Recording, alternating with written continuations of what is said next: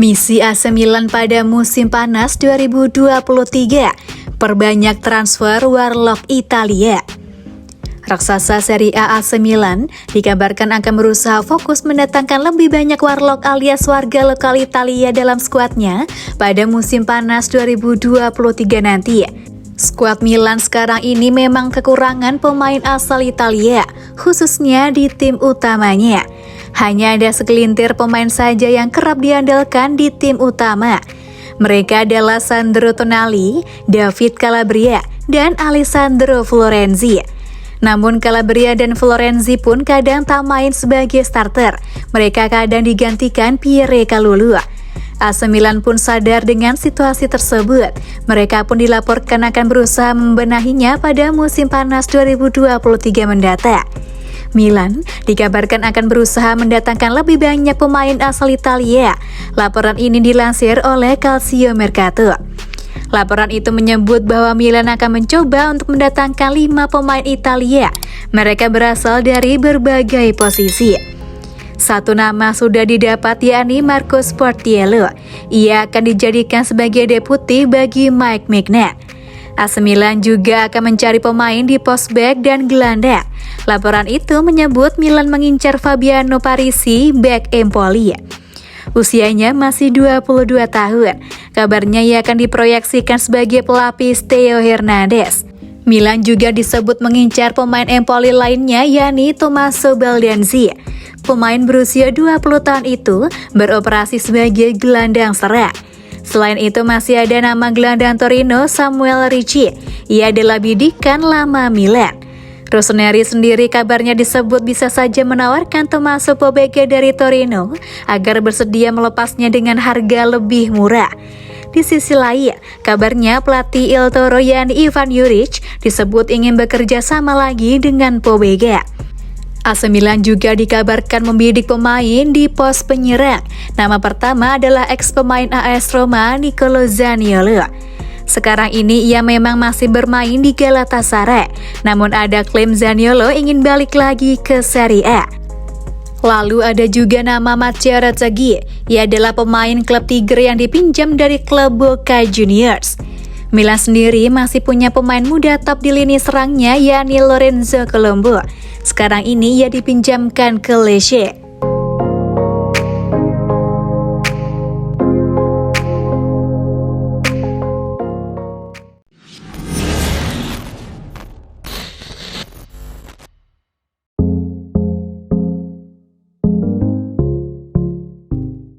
Brahim Diaz dedikasikan golnya untuk sang kakek. AC Milan tampil luar biasa saat melawan tuan rumah Napoli pada Senin dini hari kemarin. Tak tanggung-tanggung, pasukan Rossoneri sukses menghajar calon juara Serie A musim ini dengan skor telak 4-0. Brahim Diaz menjadi salah satu aktor utama dalam kemenangan besar Milan ini. Pemain pinjaman dari Real Madrid itu sukses menyumbangkan 1 assist dan 1 gol dalam laga big match ini.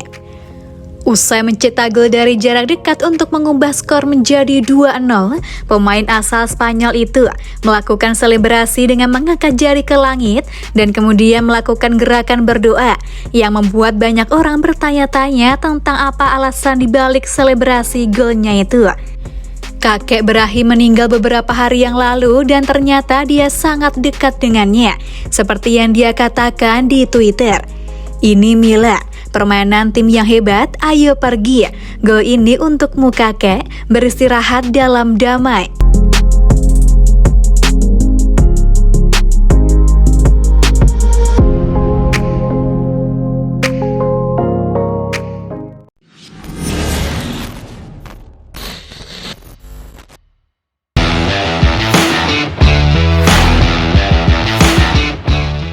Trik Real Madrid manfaatkan situasi Brahim Diaz jadi alat barter dengan bintang AC Milan.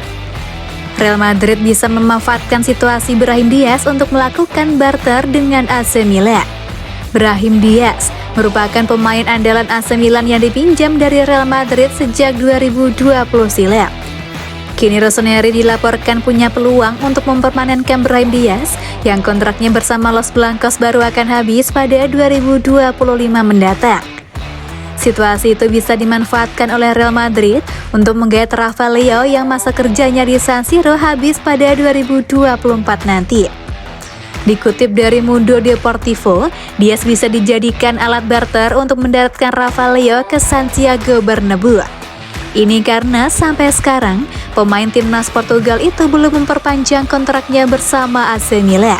Jika akhirnya Leo enggan bertahan di Italia, menjual atau menukarnya dengan Diaz bisa menjadi opsi bagi Rossoneri. Sebab jika kehilangannya secara gratis, itu akan menjadi kerugian besar bagi sang juara Liga Champions 7 kali itu. Berdasarkan laporan dari Fabrizio Romano di Calc Offside, diskusi perpanjangan kontrak antara Leo dan AC Milan tengah berlangsung. Namun kabarnya proses ini berjalan menegangkan bagi mantan penyerang Los Lille itu. Oleh sebab itu, keluarganya memastikan untuk melindungi Leo sebanyak mungkin dari dunia luar karena ada banyak tekanan dari supporter dan media untuk menandatangani kesepakatan. Tekanan itu bukan tanpa alasan. Bagaimanapun, pemain berusia 23 tahun itu adalah sosok penting bagi Rossoneri. Leo merupakan kunci bagi kecemerlangan lini depan AC Milan. Sejauh ini, ia telah mencetak 11 gol dan 10 assist dari 36 pertandingan di semua ajang kompetisi. Leo adalah top scorer Rossoneri di Liga Italia dengan torehan 10 gol. Ketika dirinya bermain, tim itu bisa tampil lebih baik dan mencetak lebih banyak peluang dan gol. Di sisi lain, AC Milan kekeh ingin mempertahankan Diaz. Tetapi dari perspektif Real Madrid, mereka menginginkannya kembali karena Los Blancos sangat yakin dengan perkembangannya dan mereka siap menghadiahinya dengan kontrak jangka panjang. Los Blancos mempertimbangkannya sebagai bagian dari proyek tim musim depan. Tetapi Rossoneri akan melakukan segalanya dengan kekuatan mereka untuk mempertahankan sang pemain. Dia akan kembali dari AC Milan. Real Madrid akan menawarinya kontrak baru jangka panjang, kata Fabrizio Romano dalam podcast Here We Go-nya. Percakapan sedang berlangsung, tapi mari kita lihat apa yang diputuskan oleh pemain. Keputusan juga ada di Milan karena mereka akan senang bernegosiasi dengan Madrid untuk mempertahankan pemain tersebut, ucapnya.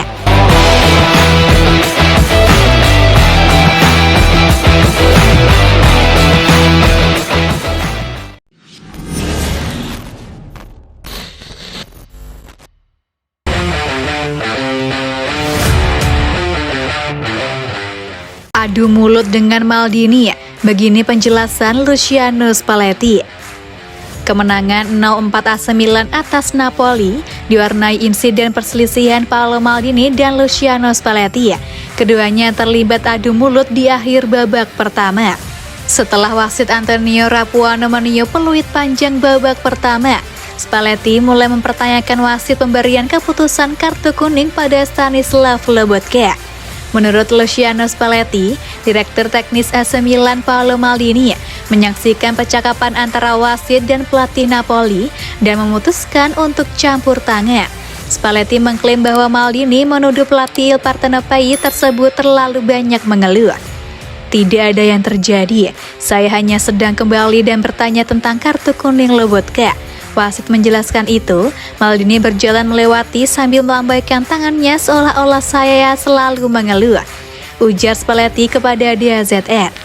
Namun seperti musim lalu, kami semua masih di bangku cadangan dan tidak memprotes.